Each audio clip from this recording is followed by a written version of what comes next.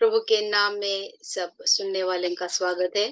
प्रभु की स्तुति हो कि प्रभु ने अच्छा मौका दिया है कि उसका वचन, स्पेशली अंत समय का वचन हम सुनने वालों की तरफ लेके आए। प्रभु की स्तुति हो क्योंकि ये एक आशीषित ऐसा अपॉर्चुनिटी है प्रभु ने दी हुई है। और इसके लिए मैं प्रभु का धन्यवाद करती हूँ कि उसने जो भी हमें समझ दी है भविष्यवाणी के बारे में, वही मैं मेरे जो लोग हैं उनके तरफ लेके आई हूँ। और इसीलिए मैं प्रभु का धन्यवाद करती हूँ कि मुझे मालूम है कि वो प्रभु जैसे मुझे प्रभु ने आशीषित किया है, वैसे ही तुम लोगों को भी वचन से आशीष ही मिलेगी। तो मैं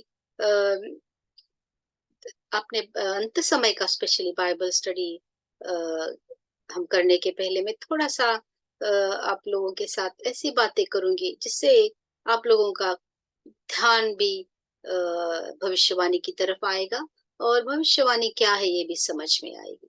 ये भविष्यवाणी के बारे में हम बोले तो 2/3 बाइबल भविष्यवाणी है, जिसमें से कोई हो गई है तो कोई हो रही है, और बहुत थोड़ी अभी बची हुई है वो हो जाएगी। और जो हो जाएगी ऐसा हम बोलते हैं, वो हमारे सामने खड़े हैं, बिल्कुल सामने खड़े हैं। तो अभी गुंजाइश ही नहीं, ऐसा लगता है कि 100% बाइबल प्रोफेसी तो हो गई, ऐसा लगता ही है।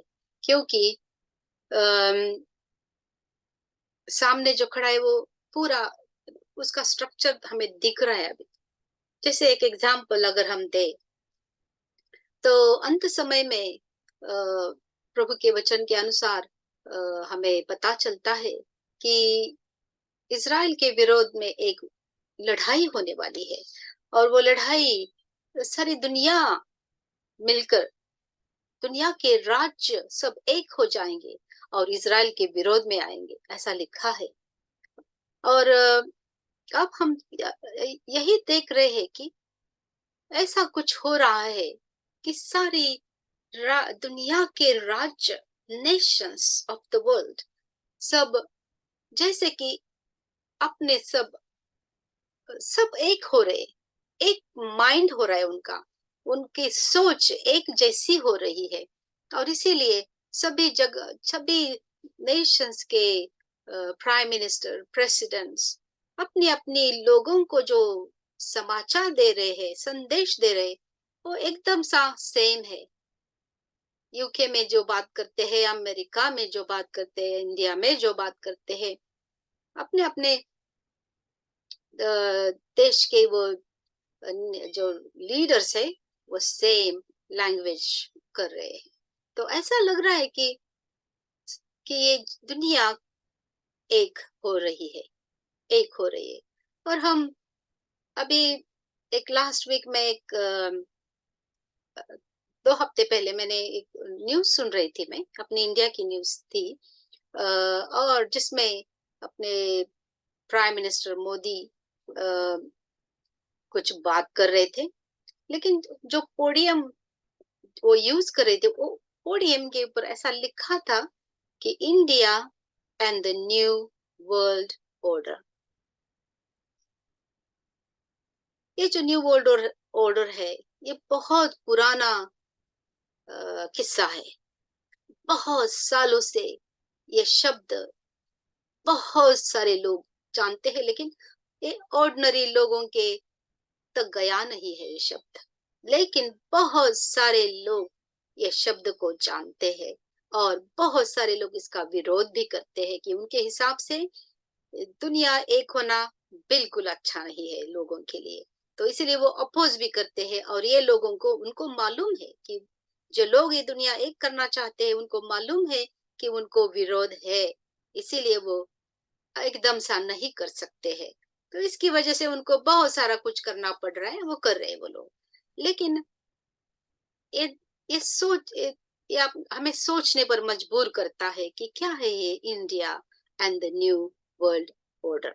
और इस ये जो कॉन्फ्रेंस हो गया था, वो अपना दिल्ली में 20 सितंबर को हो गया था, और जिसमें बहुत सारे दुनिया के इम्पोर्टेंट लोग आए थे, सब कुछ गवर्नमेंट्स के लोग आए थे, जो आज आज गवर्नमेंट में है, कोई कोई गवर्नमेंट में एक्स गवर्नमेंट है वो भी आए थे, और बैंकिंग के लोग थे, और बहुत सारे इम्पोर्टेंट लोग, ट्रेडिंग वाले वगैरह, बहुत सारे लोग वहां पे आए थे, जिनसे दुनिया चलती है, ऐसे लोग वहां आए थे। और तो ये एक नया था। दूसरा कि हम लोग एक नया शब्द हम कुछ सुन रहे हैं अब। ये भी ऐसा है कि बहुत सारे कॉमन लोगों तक ये शब्द नहीं पहुंचा है, फिर भी ये शब्द अभी बहुत सारे लोग जान रहे हैं, कि वो बोलते हैं कि न्यू ग्लोबल ऑर्डर, नया फरमान, आई थिंक फरमान, मैंने मुझे किसी ने बताया था कि नया फरमान, ऐसा भी ये शब्द इस्तेमाल कर रहे हैं लोग। और ग्लोबल विलेज, और अभी ग्लोबल सिटीजनशिप, ये भी ये शब्द जो है, वो शब्द बहुत सारा अभी प्रयोग में आ रहा है। लोगों को पता नहीं है क्या है ये, लेकिन फिर भी ये उनके कान तक तो जरूर जा रहा है। ज्यादा कोई सोचता नहीं है, क्योंकि बहुत सारों का यही हाल है कि जो भी आता है एक्सेप्ट करके आगे जाना है। लेकिन जब हम उनको कहते हैं कि ये सब जो हो रहा है, वो बाइबल इसको अग्री नहीं करती, ये बाइबल के विरोध में है, तो लोगों को गुस्सा आता है। वो बोलते हैं नहीं, ये ऐसी बातें होती रहती है और वापस सब नॉर्मल हो जाता है। लेकिन वो भूल जाते हैं कि इस टाइम कोई नॉर्मल होने वाला नहीं, क्योंकि वो खुद, ये लोग जो है, जो लोग ये एक दुनिया करना चाहते हैं, वो खुद बोल रहे हैं अभी हमें कि जो अभी हमारा जीवन है, यही अभी न्यू नॉर्मल है, बोलते हैं वो लोग। तो अगर वो बोलते हैं कि यही हमारा न्यू नॉर्मल है, तो हम कैसे कह सकते हैं कि जो भी बुरा हुआ है वो वापस अभी अच्छा हो जाएगा? नहीं। अभी हमें मालूम है कि जो भी 2020 में बहुत सारा तकलीफ लोगों में आ गई, बीमारी की वजह से दुनिया एकदम पूरी बंद हो गई थी, अभी मालूम है हमें। और उसके बाद अभी तक वो बोल रहे हैं कि भूलना नहीं, कि जो हुआ था वो अभी चला गया है, वापस नहीं आएगा ऐसे दिन, कभी भूलना नहीं, वो बोलते हैं हमें, क्योंकि उन्हें मालूम है कि ये ऑन गोइंग ऐसा होता ही चला जाएगा। और इसकी याद वो हमें देते हैं, ये बताकर कि अभी जो हमारा जीवन है, ऐसा ही जीवन आगे चलकर जाना है। और जब तक इनको कोई सोल्यूशन नहीं मिलता, क्योंकि जो भी हुआ है वो बुरा हुआ है, उनको मालूम है, लेकिन उनके हिसाब से कोई सोल्यूशन नहीं है। उनको अब ऐसा कोई सोल्यूशन मिला नहीं है कि ये जो हुआ वापस नहीं होगा। इसकी वजह से वो बहुत सारा ट्राई कर चुके हैं, हमें मालूम है, बहुत सारी मुश्किलें हो गई उसकी वजह से, लेकिन ये हमारा न्यू नॉर्मल है। लेकिन अभी जैसे मैंने कहा कि ये कंप्लीटली बाइबल के विरोध में है, क्योंकि जिस परमेश्वर ने इस दुनिया को बनाया, वो परमेश्वर कभी भी खुद को इस दुनिया से निकाल कर ऐसे लोगों के हाथ में अधिकार नहीं देंगे जो इस दुनिया को कुछ कर नहीं सकते हैं, क्योंकि ये लोग खुद तो मुख्य हो गए हैं, अपने हाथ में एक ले रहे हैं, दुनिया एक कर रहे हैं, उसके लिए बहुत सारा कुछ कर रहे हैं, लेकिन ये ही खुद बोलते हैं कि इनके पास सोल्यूशन नहीं है। इनको खुद भी मालूम नहीं कि वो जो भी कर रहे हैं वो सक्सेस होगा क्या नहीं, इनको मालूम भी नहीं। तो कैसे हम बिलीव करें कि ये लोग जो भी कर रहे हैं ये परमेश्वर से है? और बाइबल को अगर हम जाने, तो ये परमेश्वर से है ही नहीं है। और इसीलिए हमें ये अंत समय का बाइबल स्टडी करके हमें हमें खुद को फिर ये सोचना है, बिलीव करना है कि ये बाइबल से नहीं है, ये परमेश्वर से, जिसने आकाश पृथ्वी निर्माण की, उस परमेश्वर से ये नहीं है। और इसकी वजह से फिर हम खुद ज्ञान लेकर ऐसे लोगों तक हमें पहुंचना है जो प्रभु उनके जीवन में काम करेंगे और उनको एक नया जीवन का अनुभव भी देंगे। तो ये प्रभु की योजना भी है और इसकी वजह से हम लोग ये बाइबल स्टडी प्रभु प्रभु की दया से हम करेंगे। बहुत सारा कुछ हो रहा है, बहुत सारा टाइम कम ही रह गया है ऐसा लग रहा है। तो इसकी वजह से हमें ये बाइबल स्टडी हम करेंगे तो सब्जेक्ट के अनुसार करेंगे, क्योंकि नहीं तो बहुत दिन लग जाएंगे जब तक हमें पूरा अंत तक का समझ में आएगा। इसीलिए हम सब्जेक्ट वाइज स्टडी करना चाहेंगे। अब ध्यान में यही रखना है कि बस प्रभु के वचन जो है, प्रभु ने जो योजना की है पहले से, वो योजना प्रभु की आगे जा रही है। और ये जो हमने अभी थोड़ी समझ ली है कि देखो अभी बहुत सारा इतना मुश्किल हो रहा है कि लोगों को ये 2020 के बाद बहुत सारी जिंदगियां बदल गई है। स्पेशली नई नई बीमारियों ने लोगों को बहुत सारा नाश किया है। लोगों ने फैमिलीज का नाश हुआ है, बच्चों का नाश हुआ है, एजुकेशन में लोगों को मुश्किलें आ रही है। और हमारे यंग जो लोग हैं उनको नौकरियां नहीं है, उनको शादी नहीं कर सकते, अपना खुद का घर नहीं होगा उनको। इतना सारा मुश्किल जो उनके जीवन में आया है। तो ये हमें समझना है कि ये क्या चल रहा है और बाइबल में कुछ आशा है या नहीं, क्योंकि दुनिया के लोगों को तो कोई उनके पास तो कोई उत्तर नहीं है। तो फिर जिस परमेश्वर ने ये सब निर्माण किया उसके पास तो कुछ उत्तर है क्या, नहीं है, ये भी हमें जानना बहुत जरूरी है। और ये सब आता है भविष्यवाणी की पुस्तकों में। और हमें मालूम है कि ये बहुत सारे चर्चेस में नहीं सिखाया जाता, इसकी वजह से बहुत लोगों के पास उत्तर भी नहीं इनका। लेकिन ऐसा जिस हमें हम खुद स्टडी नहीं करते, इसका मतलब ये नहीं होता कि ये प्रभु के वचन में नहीं है, ये प्रभु के वचन में बिल्कुल है। तो और क्या हो रहा है अभी? अभी हमने देखा कि थोड़ा सा कि अ, अपने वो जो पोडियम पे लिखा था कि न्यू वर्ल्ड ऑर्डर, तो ऐसा लगता है कि ये नई कोई ऑर्डर इस दुनिया में ला रहा है। पुरानी ऑर्डर निकाल कर नई ऑर्डर कोई लाने की कोशिश कर रहा है। तो और बहुत सारा ऐसा कुछ हमें सुनाई दे रहा है कि ग्लोबल, जैसे मैंने शब्द यूज कर दिए हैं, ग्लोबल विलेज, ग्लोबल सिटीजनशिप।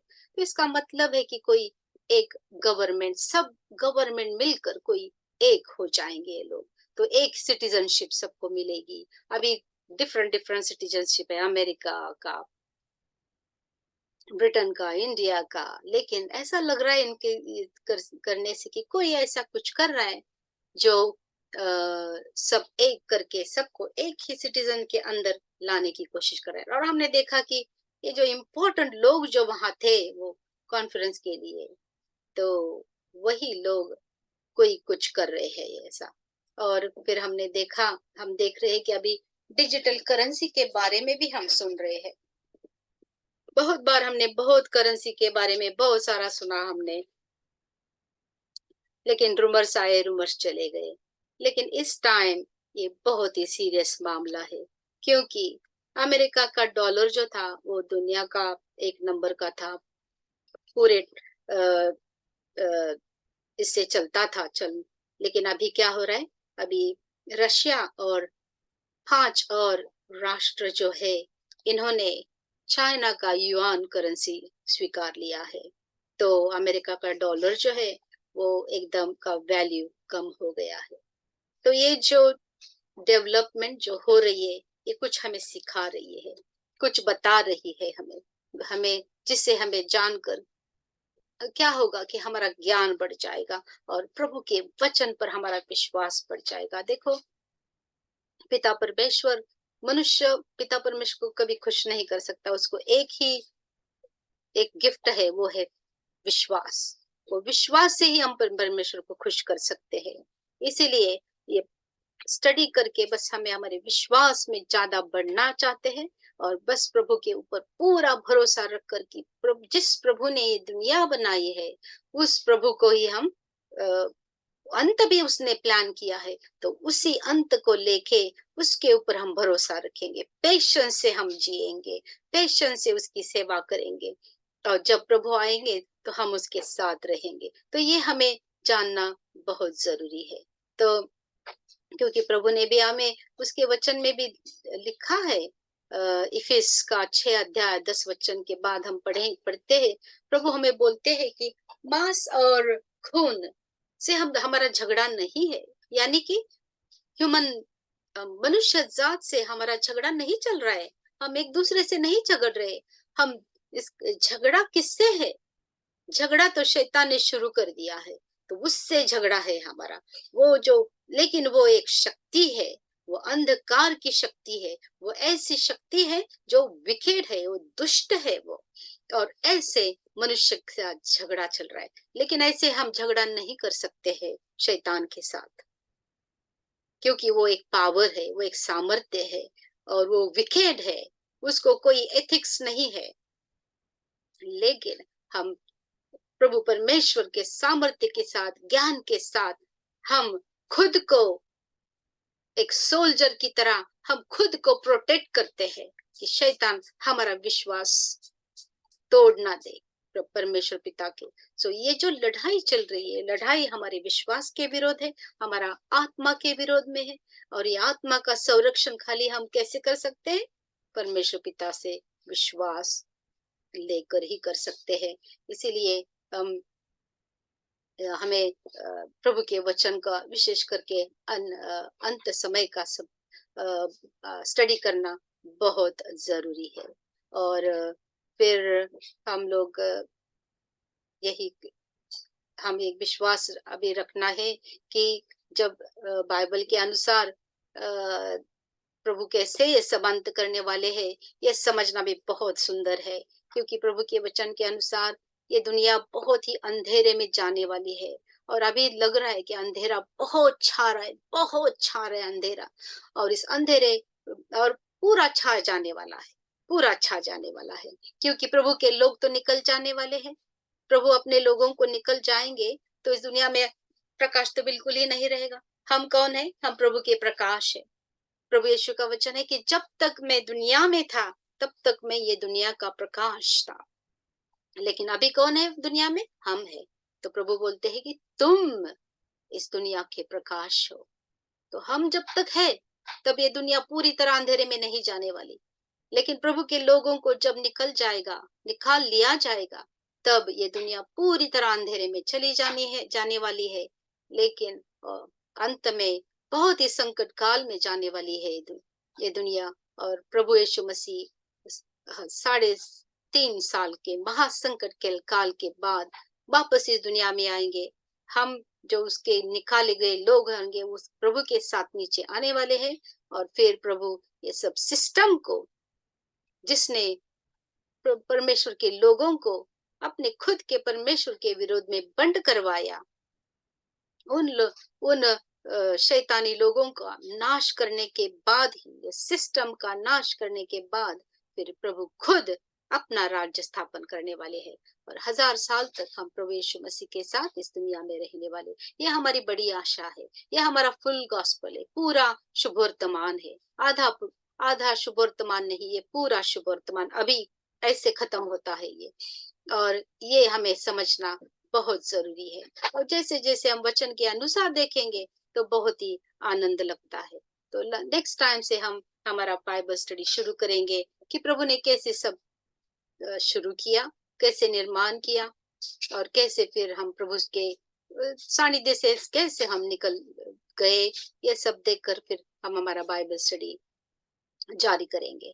लेकिन हर एक बाइबल स्टडी के अंत में हम लोगों को प्रभु यीशु मसीह के बारे में बताकर उसको उन्होंने अपने जीवन में लेने के लिए हम एनकरेज करेंगे, क्योंकि प्रभु यीशु मसीह ही है जिन्होंने, हम जब पाप में मर रहे थे, पाप करके जब हम प्रभु पिता परमेश्वर से दूर जाकर हम जो इतना सफर होते हैं और मर रहे थे पाप में, उसी टाइम अंत समय के का समय समाचार लेके पिता परमेश्वर ने अपने पुत्र प्रभु यीशु मसीह को भेज दिया।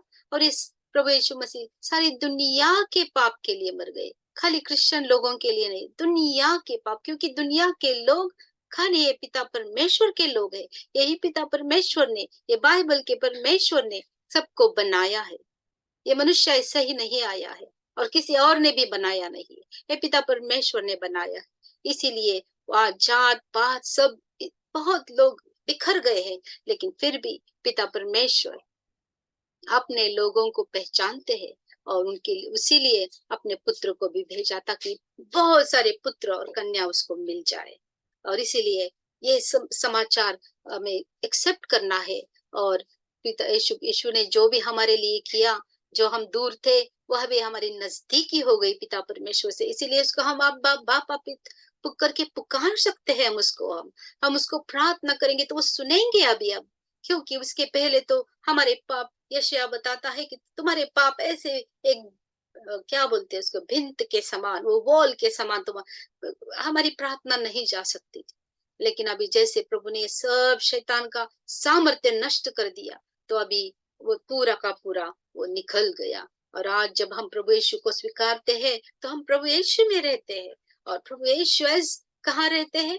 पिता परमेश्वर के दाहिने हाथ में रहते हैं वो।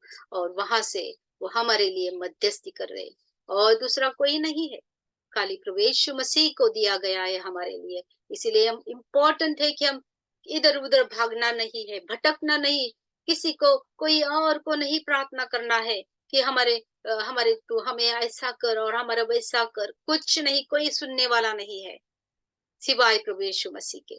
इसीलिए प्लीज प्रभु यीशु मसीह जो हमें दिया गया है उसी को स्वीकारना है, बाकी किसी को भी दिया गया नहीं है, किसी को भी दिया गया नहीं है। तो क्यों इधर उधर भटकना है? क्यों मरे हुए लोगों को भी प्रार्थना करनी है हमने? अगर जब हम मरे हुए लोगों से प्रार्थना करते हैं, हम बड़ा पातक करते हैं। पुराने नियम में प्रभु की नजर में वो इतना बड़ा पातक है जब हम मरे हुए लोगों से प्रार्थना करते हैं और बोलते हैं, तो प्रभु की नजर में बहुत ही वो बुरा है, अशुद्ध है वो। इसीलिए हम कुछ ऐसा नहीं करना है जिसे पिता परमेश्वर कर के हम बंड पुकारें और प्रभु यीशु मसीह का बलिदान हम नकारे। कितने हम तो प्रभु यीशु मसीह का बलिदान पर भरोसा रखते हैं, लेकिन फिर भी हम इधर उधर भटकने के बाद हम प्रभु का अपमान करते हैं।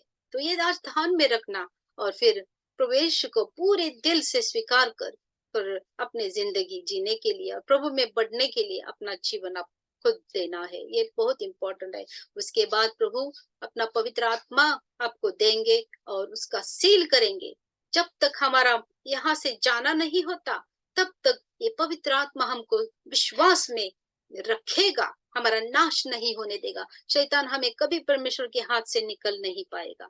यही हमारा आशीष है कि हम जब तक प्रभु नहीं आते, सब अच्छा नहीं करते, तब तक हम ये पवित्र आत्मा हमें सुरक्षित रखेगी। ये आशीष आपको कहाँ भी नहीं मिलेगी, कहाँ भी नहीं मिलेगी। इसीलिए जीवित परमेश्वर को देखकर ही और उसको पहचान कर, उसको जानकर, उसके ऊपर भरोसा रखे आगे जाने में ही हमारा फायदा है। क्योंकि परमेश्वर के अनुसार तो ये सब कुछ खत्म होने वाला है और अब हम देख रहे हैं कि कुछ तो ऐसा हो रहा है, ये दुनिया खत्म होने को आई है और ये समझ कर ही हमें आगे जाना है। और जैसा हम प्रभु प्रभु के लिए सब करेंगे तो फिर प्रभु हमें उसके, प्रभु का वचन है कि जब यीशु बोलते हैं कि तुम मुझे दुनिया के सामने स्वीकारोगे तो मैं भी मेरे पिता के सामने तुम्हें स्वीकारूंगा। और प्रभु आज हमारे लिए मध्यस्थी कर रहे, पिता परमेश्वर से बोल रहे कि पिता जैसा तू और मैं एक है, वैसे भी इनको भी हमें में एक कर। तो देखो ये हमारे सब जो हमारी चल रहा है, इसका अंत तो यही है कि हम प्रभु में एक रहेंगे। यही प्रभु की योजना है और ये प्रभु की योजना हमारे लिए कितनी आशीषित हो सकती है, ये बस हम उसको थोड़ा सा अंदाजा कर सकते हैं। लेकिन अनुभव करने के बाद जो विश्वास हमें पैदा होगा, वो तुम्हें अंत तक लेके जाएगा। तो आज अगर आपने प्रभु को स्वीकार लिया है तो प्रभु आपको आशीषित करे और प्रभु में बढ़ जाना। और ये बाइबल स्टडी जो है वो आप अपने फ्रेंड्स को भी भेज देना, इसीलिए कि उनको भी प्रभु की आशीष मिले और नया जीवन का अनुभव मिले और प्रभु के साथ रहने का मौका मिल जाए उनको। और प्रभु सच्चे परमेश्वर को जानकर जो आनंद मिलता है वो उनके जीवन में आ जाए। इसीलिए आप ये जब मैं ये अपलोड करूंगी यूट्यूब पर तो आप इसको लाइक करना, सब्सक्राइब करना और शेयर भी करना अपने फ्रेंड्स को। और ऐसे प्रभु का वचन आप, ये भी प्रभु की सेवा है कि आप दूसरों को ये वचन भेज दे और उनको भी सच्चाई पता चले। प्रभु आप सबको आशीषित करे। नेक्स्ट टाइम हम मिलते हैं दूसरे एपिसोड में। Thank you.